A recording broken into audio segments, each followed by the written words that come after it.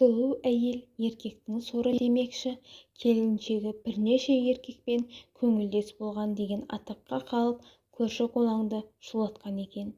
Күйеулерін қызғанған көрші әйелдер жарыма келіп бірнеше рет реніштерін білдіріп әйеліне ие болуын сұранған көрінеді.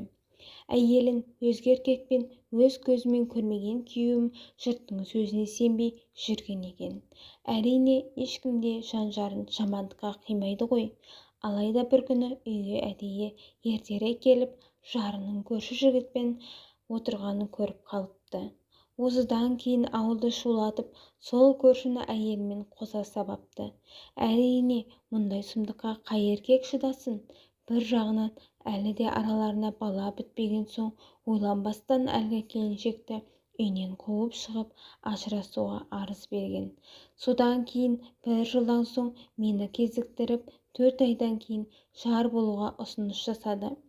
Менің де оң босағада отырып қалған соң ойлана келе өткен өміріне көз жұмдым. Жақсы жігіт қой, тек жарын таңдаудан қателескен екен. Бәлкім сүйіп кетермін деген оймен тұрмысқа шығуға келісімімді бердім. Әрине, оның маған деген әйелі болғанын білсем де оған аса мән бермеймін деп шештім. Бірақ көңіл шіркін көнши ме?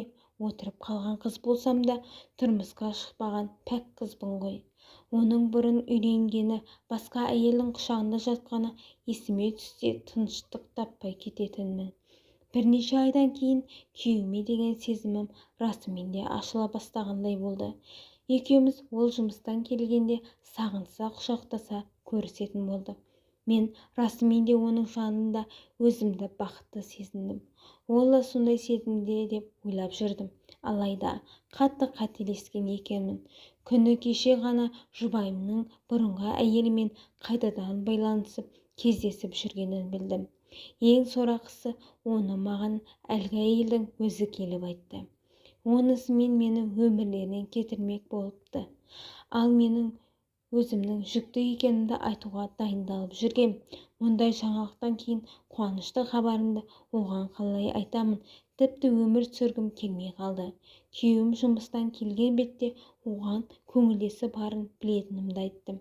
Ол болса бұрынғы әйелімен тек бір рет жолыққанын айтып, барынша ақталуда. Қанша кешірім сұраса да оны кешіре алмайтын сияқтымын.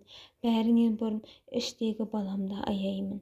Оны әкесіз өсіргім келмейді, бірақ мұндай сұмдықты қалай көтерерімді білмеймін.